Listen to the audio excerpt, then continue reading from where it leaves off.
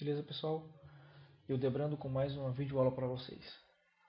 Bem, a aula de hoje, como vocês estão vendo, é sobre matrizes, ok?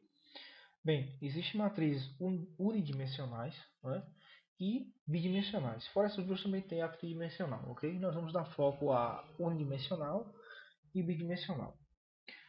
As unidimensionais, elas são conhecidas como vetores, ok? Então são aquilo que a gente já viu, são os vetores. Então, o vetor ele é uma matriz unidimensional, ok? As matrizes bidimensionais, né, são realmente conhecidas como matrizes, certo? Mas, afinal de contas, qual a diferença entre as duas? Qual a diferença entre uma matriz unidimensional e uma bidimensional? Né? Vamos ver isso aí.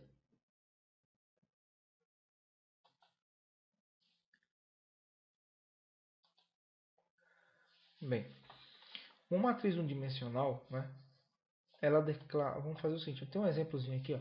Declarar uma matriz que receba as notas dos alunos, né? Então vamos declarar um vetor de 7 posições.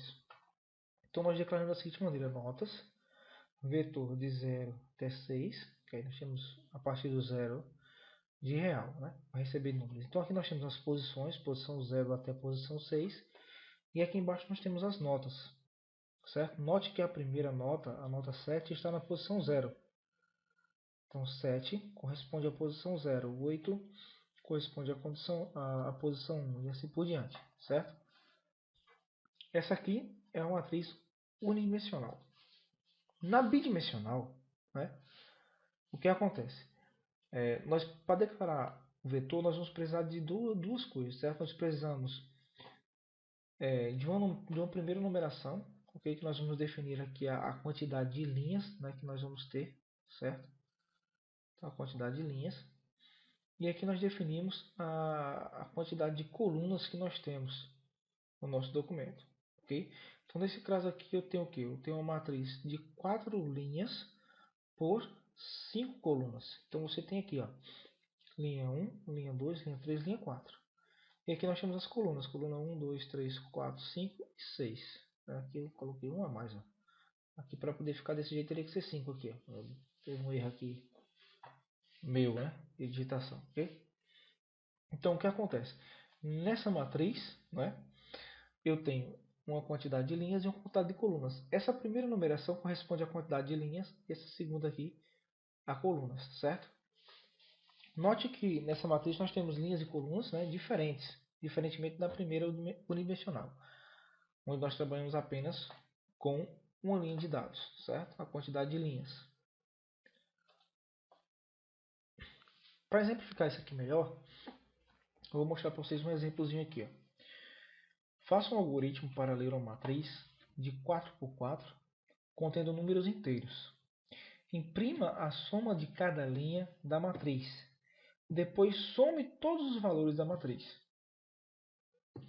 Esse é o nosso problema proposto, certo? Nós vamos precisar fazer um algoritmo que ele vai ler uma matriz de 4 por 4, né? Então 4 linhas com 4 colunas. Essas informações vão ser números inteiros e nós vamos precisar fazer o seguinte, em cada linha nós vamos mostrar a soma das linhas. Então a primeira linha, né? Quanto deu a soma da primeira linha, quanto deu a soma da segunda, da terceira e da quarta linha. E no final de tudo nós vamos somar todos os valores da matriz e vamos dar o resultado.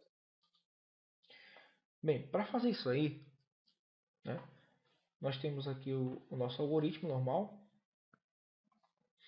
Nós vamos declarar números do tipo vetor, ok? Então ele vai precisar ser uma matriz 4 por 4. Então ela começa de 0 até 3. Eu poderia ter colocado de 1 até 4 também, não teria problema, certo? E coloco vírgula e coloco a quantidade de colunas que eu vou querer ter. No caso vai de 0 a 3 também. E o tipo vai ser, como eu quero dados inteiros, de inteiro. Então eu vou precisar das variáveis linha, coluna, soma linha e soma total. Todas elas do tipo inteiro, tá certo? No início do nosso algoritmo, nós vamos fazer o seguinte. Ó. Para a linha de 0 até 3, faça. E nós vamos fazer um outro para dentro dele. Para a coluna de 0 até 3, faça. Então o que vai acontecer? Ó? escreva, digite um número inteiro. E aqui nós vamos pedir para ele ler o número inteiro.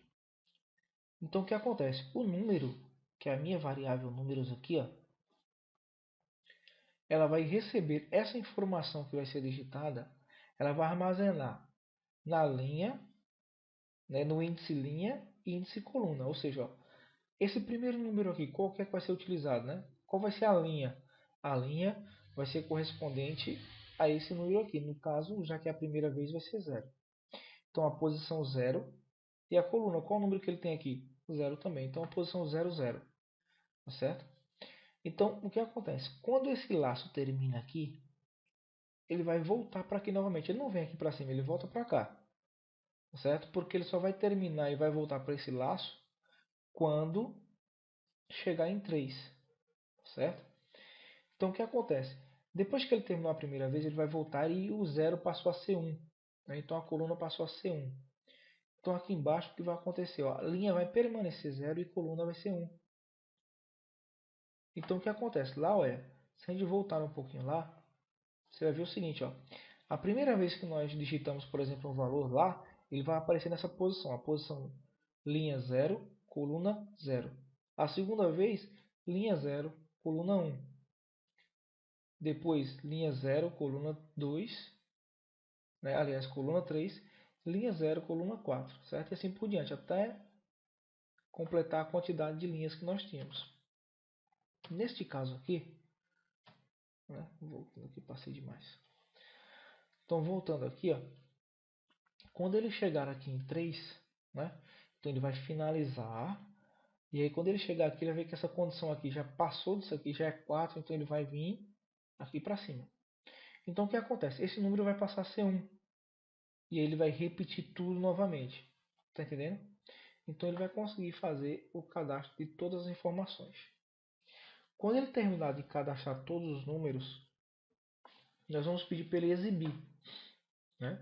Primeira, para a linha de 0 até 3, né, o soma-linha vai receber 0, certo? Para a coluna de 0 até 3, faça soma-linha, recebe soma-linha. Números, ó, linha e coluna. Quando ele termina esse para, ele manda logo que escreva na tela, mostre na tela, né, a soma-linha, que nós não acabamos de somar ele aqui. Ó. Então toda vez que ele fez o laço, ele foi somando o valor do 0, o valor do 0, do 00, do 01, 02, 03. Então ele vai somar todos esses valores aqui.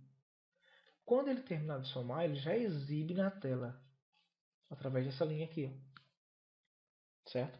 E ele pega esse valor dessa soma-linha e ele já coloca o seguinte, a soma total vai ser igual a soma total mais a soma-linha. Né? Então o que acontece? Feito isso, ele vai voltar novamente aqui para cima. E o soma-linha vai voltar a receber 0. Por que ele tem que voltar a receber 0? Porque eu vou somar a segunda linha. E se eu não zerar aqui em cima, se eu não zerar o meu soma-linha, vai dar erro lá embaixo, porque eu vou estar somando a linha 0 com a linha 1. Tá dando para entender?